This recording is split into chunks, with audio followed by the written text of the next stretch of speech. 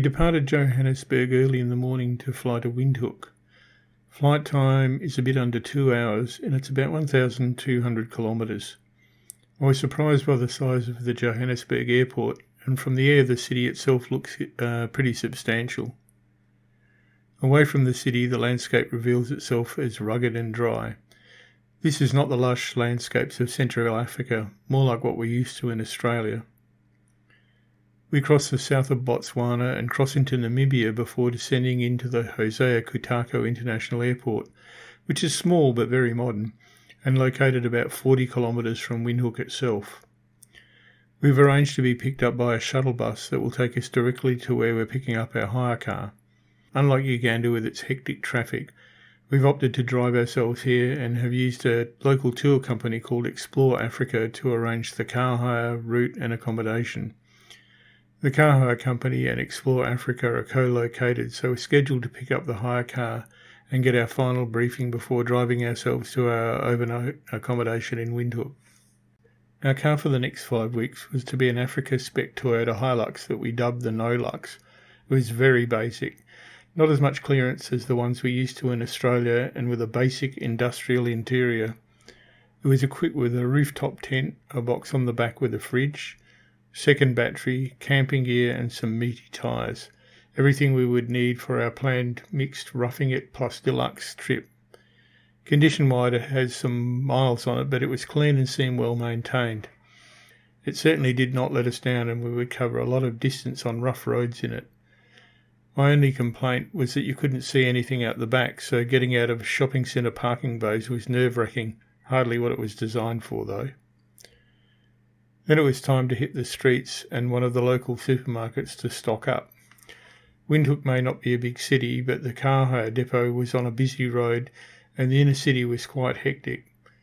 We adopted our usual strategy of driver drive and navigator navigate, no arguments when there are mistakes, and got to where we needed to go. Well, almost. We were trying to get to the Superspar supermarket in Centaurus Street, but parked at Mairua Mall, which is the wrong place. No big deal, we just had some lunch at the coffee shop, did our shopping at the large well-stocked supermarket in the mall, and sorted out a phone SIM card while we were about it. We did finally get to the Superspar just down the road, and it was very nice as well. We were given a suggested shopping list, which we mostly stuck to. Passed up the opportunity to indulge in tinned snails. Now if they were fresh cooked, yum. It was a 20-minute drive to our overnight accommodation, which was in a pretty nice area of the suburbs. We unpacked the car and spread our washing out. We had it washed in warm, humid Uganda, and it was still damp, so we thought that warm, dry Windhoek would serve well to dry it. It did. This is a shot of the outdoor area of our unit. Very nice and well-kept gardens. I saw what I thought was a funny-looking cat. It turned out to be a yellow mongoose. Who would have thought? There were other travellers departing from the guest house as well. Some of them had the more upmarket, serious vehicles. I don't know where they were planning to go in that. Van Zil's Pass, maybe? I figured a Hilux would go anywhere we were likely to go and use less fuel than a full-on Land Cruiser. I was right. So, before we go any further, let's have a look at our intended route. Starting in Windhoek, we're heading south to Lake Oanab Resort, camping on our first night out. That way, if there are any problems, we're only a couple of hours from Windhoek if we have to go back and get anything fixed or replaced. We're not planning on going anywhere much by the main roads unless there is no choice. Back roads will be preferred. From Lake Oanab, which is just outside Rehoboth, we'll head south again via back roads past Marienthal and Keetmanshoop to the South African border. Then west along the Orange River to Rospinah and north to Aus. From Aus north to Cesarium, then Walvis Bay and Swakopmund and Henties Bay. Then we wiggle our way east and north through Uis, which is west of Omaruro on this map, and then back up the coast to Terrace Bay in the Skeleton Coast National Park. Then we have to come back south and east and head up to Apuo through Palmwag. A quick side trip to Ipupa on the border with Angola, then south to Coares and along the southern edge of the Etosha Pan. That's the big white salt lake south of Odangwa. Following this okay? Okay, good. From there, east near Sumeb, and then south through Grootfontein and back to Windhoek. We have about 5 weeks to do it. Initially, I was trying to fit in Maun in Botswana for the Okavango Delta, and maybe even Victoria Falls, there towards the upper right of the map. But Africa is big, and they're further away than you may think. I decided to drop them because I wanted this to be relaxing, not a grind to see everything all in one trip. We're leaving Windhoek on the 12th of May and planning to get back on the 9th of June. We estimate the trip will cover about 6,000 to 7,000 kilometres. So, day 1, Windhoek to Rehoboth and through to Lake Oanab. It's about 170 kilometres on the route we took. We started out heading back to the airport and then turning south on the sealed road, heading for Stinkwater. Yes, that's the name of the place, and there is a big rose farm there. From there we turned off onto the unsealed D1249 for our first gravel road test. The scenery is harsh and beautiful, very like Australia, but the hills are hillier and a bit more rugged. The road is not bad, not cut up. I don't think it sees a lot of traffic. I dropped the tyre pressure a bit when we turned off the main road. The open road speed limit was 120 kilometres an hour on the sealed roads, which the no-locks did not like. The hamster was very busy at those speeds. We were limited to 70 kilometres an hour on the dirt roads, but the monitor box often got funny ideas about what speed we're allowed to do, so I got beeped at for going too fast at times when I was sure I wasn't. Back to the main road to Rehoboth after a nice trip through the hills. We stopped at the Puma petrol station for an ice cream and a toilet break. Cost us about $1, Namibia or Oz, I can't remember, to use the locked, clean toilets. Then on to Lake Oanab. Spotted our first Namibian giraffe and some ostriches.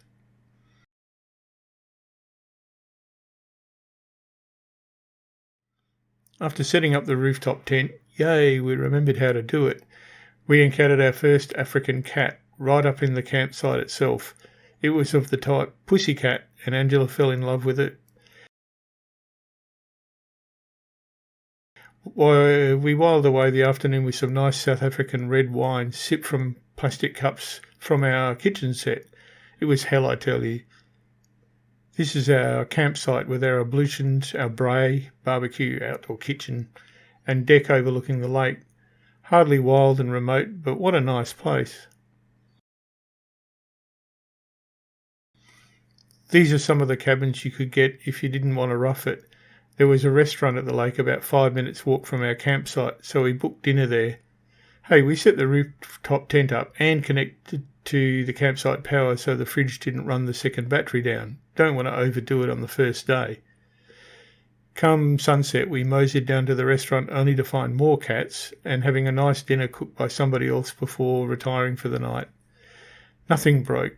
We did not get lost. We were carrying an emergency beacon and a satellite phone just in case, though, and the nice thin mattress in the rooftop tent will iron out the lumps in our backs. We have made it through day 1. Day 2 on the road. Today we're travelling from Lake Oanab to the Kalahari Anib Lodge to the east of Hardap.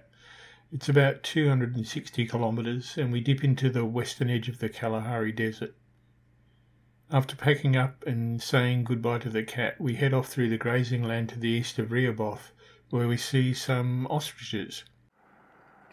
Ostriches by the side of the road.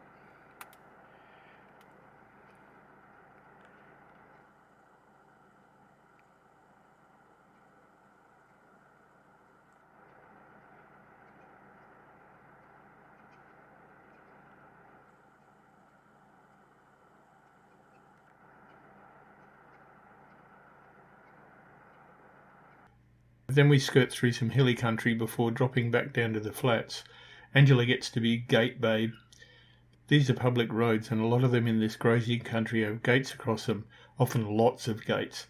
You just open, drive through, close and off you go. You hope they're well maintained because some are heavy or sagging and require both of us to open them.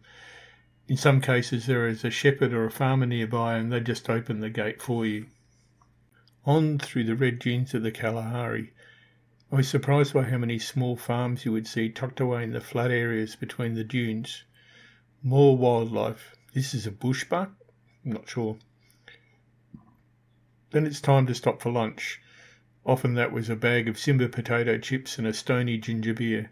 Not the old Stony like we have in Australia, a bit of a better one with more bite. Can't see the screen in the bright sun. Just stop for a bite of lunch in the Kalahari Desert on the way down to Kalahari Anib from Oanab. Damn, this is day 2.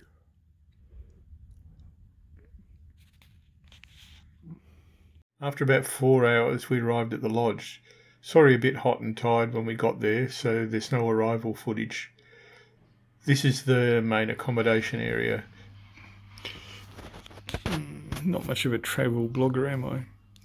Here we are, Kalahari Anib Lodge. This is our second night's accommodation. No, I didn't plan on making a full YouTube video about this, so I'm not going to show you the bar and all the facilities and this and that and everything else. It just looks like quite a nice place. As you can see, we were really roughing it in the room department. No rooftop tent tonight. There are the marabou stalks here as well. Don't know if they're fulfilling the bin chicken role as in Kampala. We didn't see so many here as in Uganda, but given the drier climate, I'm not surprised.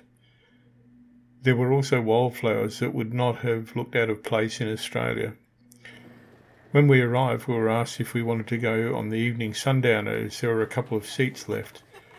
I had some holiday spending money from my part-time job, so we decided to go. Best chance to see some wildlife, and I could have a drink and leave the driving to somebody else.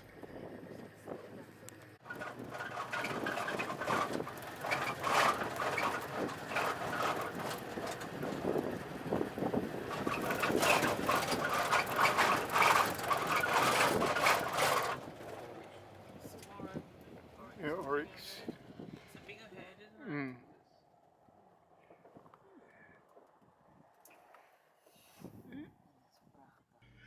First stop was one of the communal weaver birds' nests.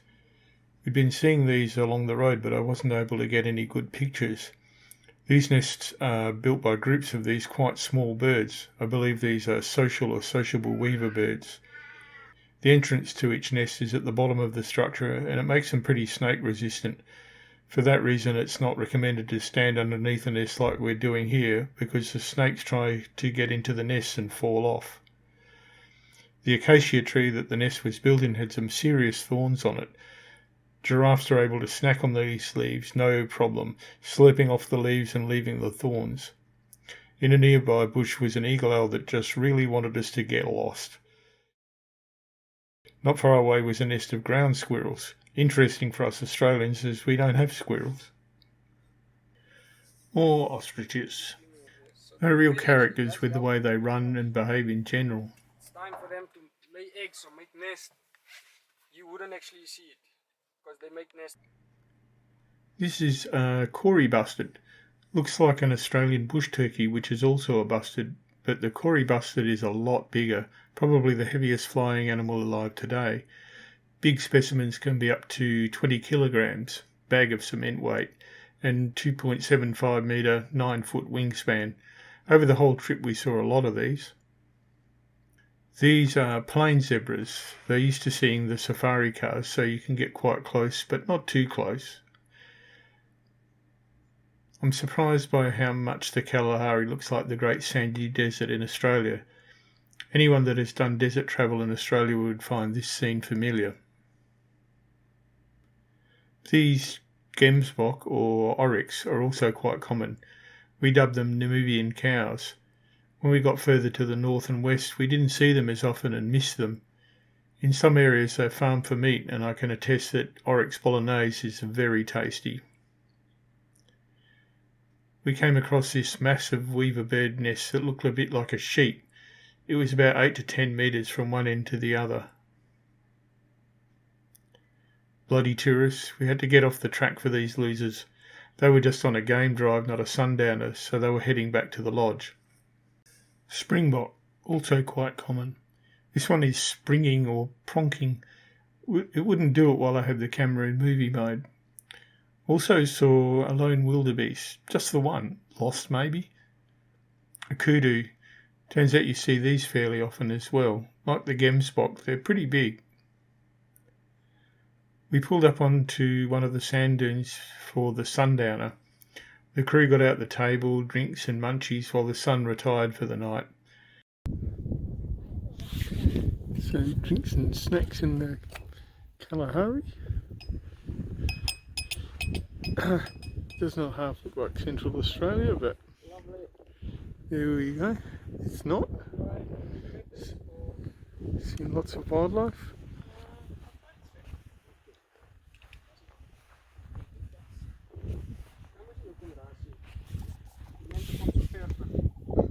We had a conversation with a couple of local Namibians who thought we were brave living in Australia with all the dangerous animals. Pointed out that we had no lions, leopards, rhinos, hippos, hyenas, etc. They still didn't think Namibia rated as dangerous. It must have been beer o'clock for the local giraffe. He was off home for the night. The distance they must be able to cover in an hour with those long strides is incredible.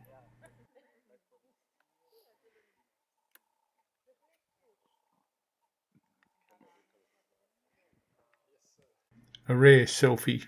Got to do this now, I'm a mega influencer. It was starting to get cool, but the drinks were welcome. It's a hard life. And the sun continued to set. We packed up and drove back in the dark, seeing more wildlife. Had a late dinner at the restaurant and hit the hay. Tomorrow we're camping again, so soak up the luxury while we can.